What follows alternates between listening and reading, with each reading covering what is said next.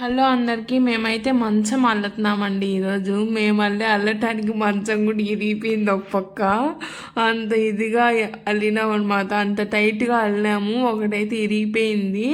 So మళ్ళీ దాన్ని ఇంకొకటి 2 ఉన్నాయండి. సో దాన్ని మళ్ళీ ఇంకొకటి తీసుకొచ్చి దీన్ని సెట్ చేసి మళ్ళీ ఫైనల్గా అల్లామన్నమాట. ఇది వచ్చి అంతా సెట్ చేస్తున్నాడు అనమాట మా మామ. ఒకవేళ ఏదైనా ఇరిగిపోయేది ఉంటే ఇరిగిపోతుంది ముందే. సో అట్లా చెక్ చేసుకొని మాత్రమే చేయాలి. నేను కూడా ఫస్ట్ టైం అండి ఇది అల్లడం చూస్తాను. నేను నేర్చుకోవాలని నేను ఆడ కూర్చొని చూసుకుంటా వీడియో తీసుకుంటా అనమాట. అది కూడా ఒక టెక్నిక్ అండి మంచం అల్లేదు. అబ్బా ఎంత కష్టమో స్వామి మంచం అల్లేది. మేమైతే నలుగురం అల్లాం. మా మంచము బాగా తెలిసిన వాళ్ళు అయితే అల్లేస్తారు. మా మామకు కొంచెం చేయి బాగాలేదని మేమంతా కూర్చొని అల్లాం అనమాట.